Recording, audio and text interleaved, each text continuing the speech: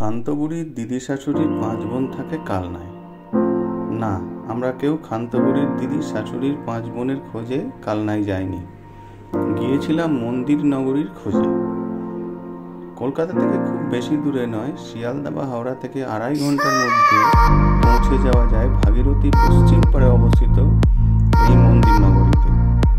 ওপারে শান্তিপুর আর এপারে কালনা। হ্যাঁ, ঠিকই ধরেছেন, আমরা কালনার কথা বলছি। গুড মর্নিং বন্ধুরা, এটা চ্যানেলের পক্ষ থেকে আপনাদের সবাইকে হ্যাপি নিউ ইয়ার। এবং চ্যানেলের পক্ষ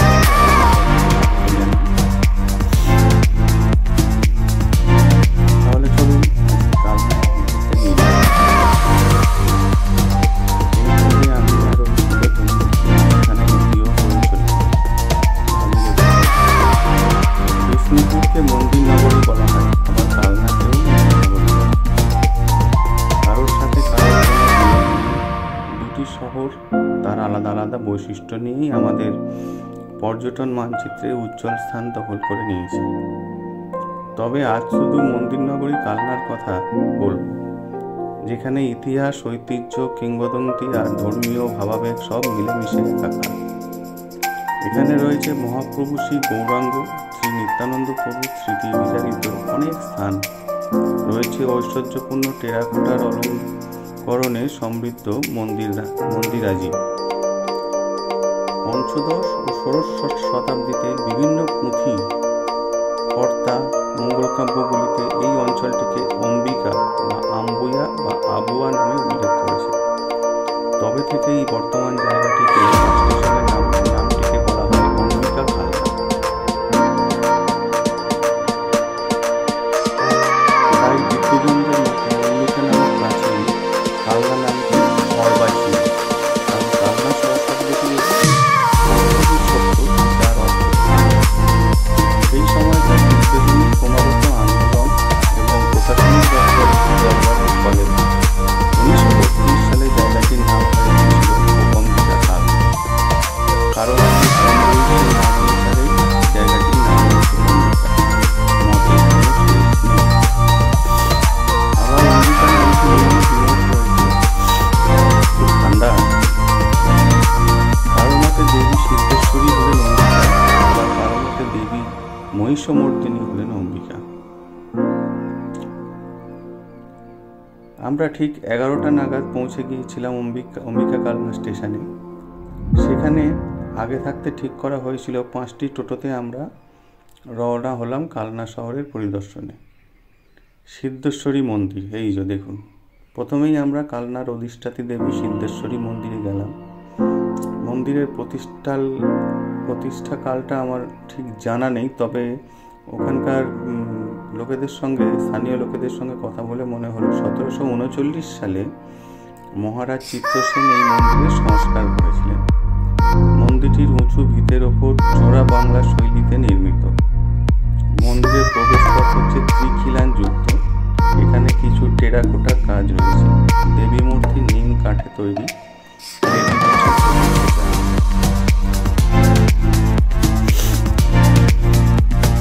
দেবীর পদতলে শায়িত দেবাদেব মহাদেব শিব। উচ্চতা 5 ফুটের মতন হবে। একে শনিবার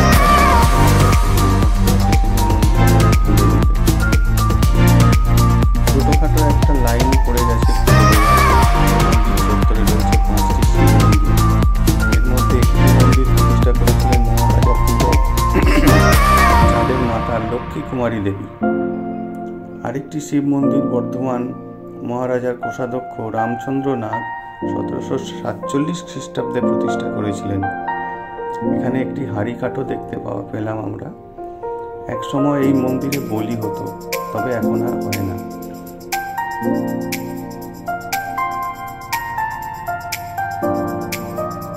সপ্তদশ শতাব্দীতে রচিত রূপকুমার চক্রবর্তীর ধর্মমঙ্গল কাব্যে এই সিদ্ধেশ্বর মন্দির এবং বিগ্রহের উল্লেখ আছে। তোমার মহিমা মাতা কি বলিতে পারি, অম্বুয়ার ঘাটে বন্দকালিকা ঈশ্বরী।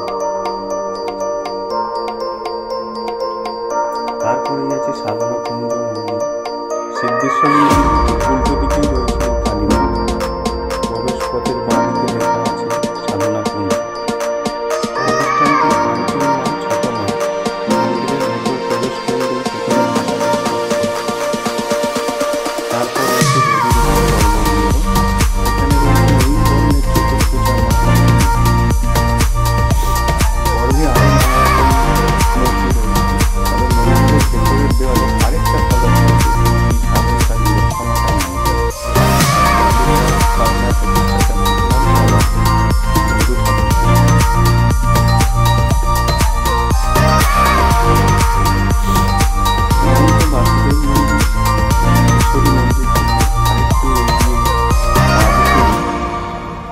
প্রাচুর্যে এই মন্দিরটি অবস্থিত। ছোট গেট দিয়ে ভেতরে প্রবেশ করে চমকে গেছি আমরা সকলেই। উঁচু পিঠের ওপর বিরাট আটচালা মন্দির, উচ্চতা কম করে 50 থেকে 60 ফিট হবে।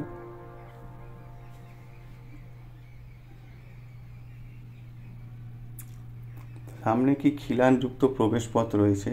মন্দিরের সামনের দেওয়ালে কিছু টেরাকোটার কাজ রয়েছে। এখানে টেরাকোটার কাজ সবসময় প্রত্যেকটা মন্দিরের মধ্যেই করা রয়েছে। এখানকার মন্দিরের পুরোহিত বললেন যে মন্দিরটি যিনি প্রতিষ্ঠা করেছিলেন তিনি 1754 খ্রিস্টাব্দে এই মন্দিরটি প্রতিষ্ঠা হয়েছিল। এই মন্দিরটি প্রতিষ্ঠা করেছিল বর্ধমানের মহারাজা তিলকচন্দ্র রায় বাহাদুর। মন্দিরটি তিনি উৎসর্গ করেছিলেন তার পিতামহী ব্রজকিশোরী দেবীর নামে।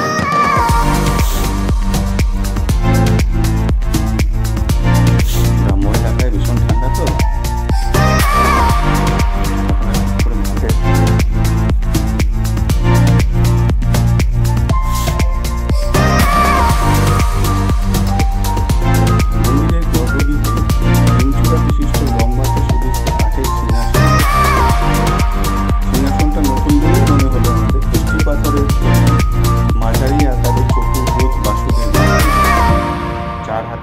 শঙ্কর চক্র গদাপদ্ম।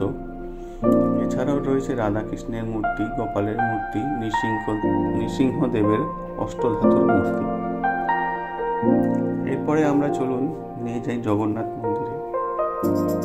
এটি হচ্ছে জগন্নাথ তলার ভাগীরথীর তীরে জগন্নাথ মন্দির অবস্থিত। তবে সেখানে 3টি আটচালার টেরাকোটার মন্দির দেখে অবাক হয়ে গেলাম।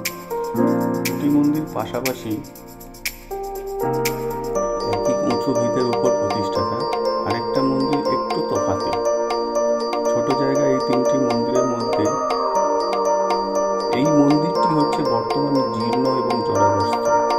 এই মন্দিরটি উঁচু ভিতরও উপর আজও একটা দাঁড়িয়ে রয়েছে।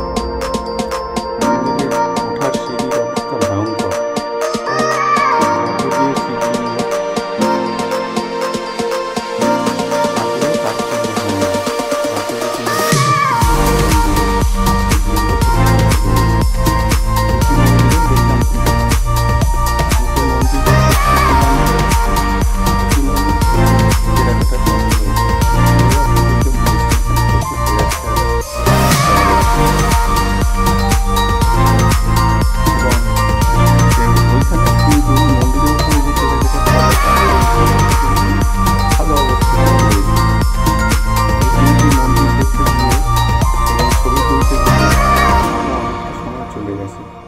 ইতিমধ্যে 3 মন্দির দর্শন করার পরও পাশের জগন্নাথ মন্দির দর্শন করে ফেলতে হবে আমাদের। তাড়াতাড়ি করতে হবে, আজকেই ফিরতে হবে। তাই আমরা জগন্নাথ মন্দির দর্শনার্থ করতে গেলাম। কিন্তু ওই যা ছবি তোলার নেশা, তুলতে গিয়ে আর আমাদের জগন্নাথ মন্দিরটা দেখা হলো না। তবে কথা দিলাম এরপরে যখন আসবো অবশ্যই আপনাদের কাছে দেখাবো। অজ্ঞতা রওনা হলাম পরবর্তী গন্তব্যের দিকে।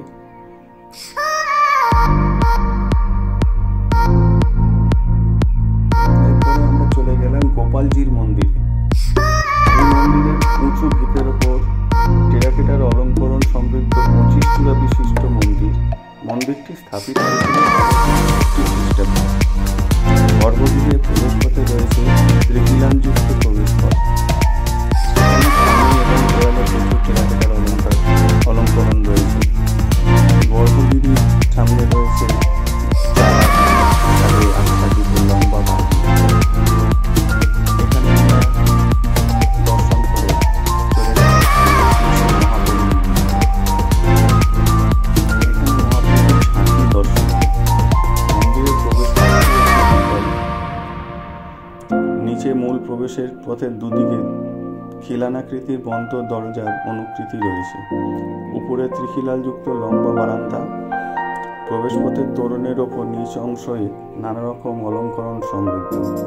মন্দিরটি উঁচু ভিত্তিতে ত্রিখিলালযুক্ত। খিলানে ফুলকারী নকশা রয়েছে। সামনে রয়েছে প্রশস্ত নাট মন্দির।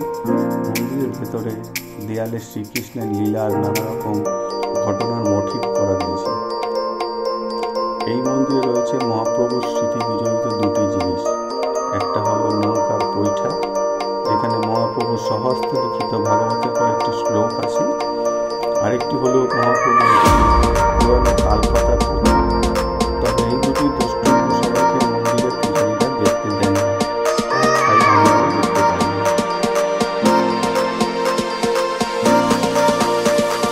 এরপরে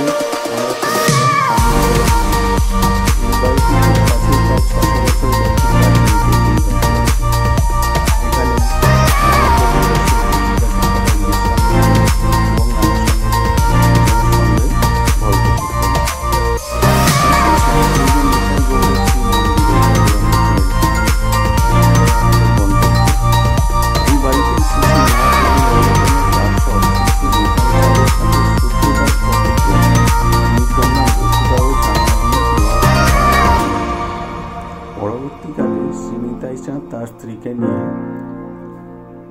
তারই নির্দেশে খড়দায় চলে গিয়েছিলেন।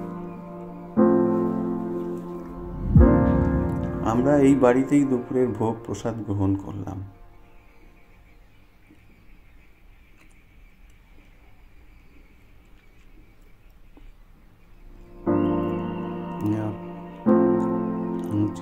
একটু একটা প্রসাদ খাইয়ে দিয়ে গেল।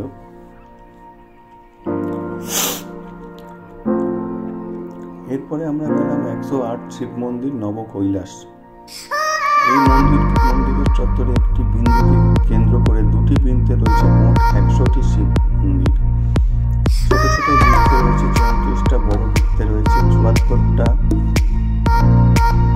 তার মানে ছোট ছোট বৃত্তে রয়েছে 34টা, মোট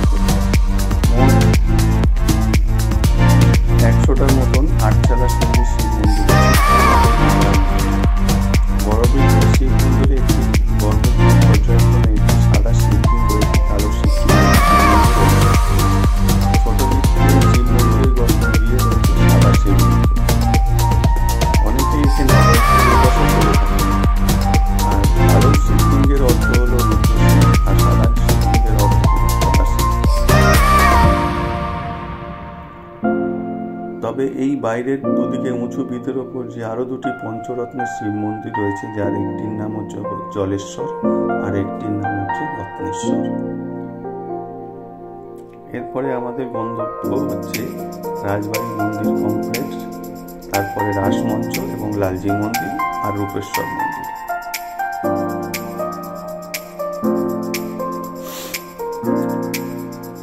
এই প্রতাপেশ্বর মন্দির, এই মন্দিরকে অনেকেই জলেশ্বর শিব মন্দির বা প্যারিকুমারী মন্দির বলে ডাকে,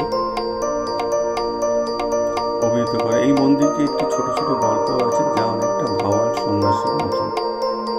এরপরে আছে রাসমঞ্চ, একটি উঁচু ভেতর উপর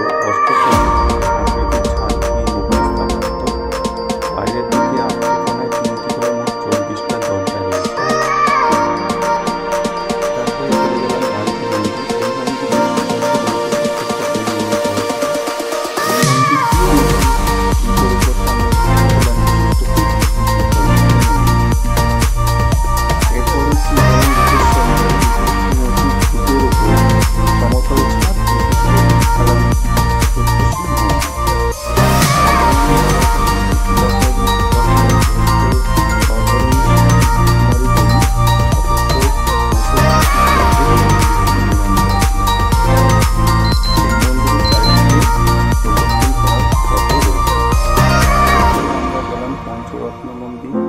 বিজয়নাথ মন্দির, কৃষ্ণচন্দ্রজির মন্দির আর রামচন্দ্রজির মন্দির। তারপরে আমরা ভবা পাগলার আশ্রম ঘুরে, এখানে রয়েছে সাধক ভবা পাগলার পূজিত এক কালী মূর্তি, সেখানে ঘুরে আজকের মতন সবাইকে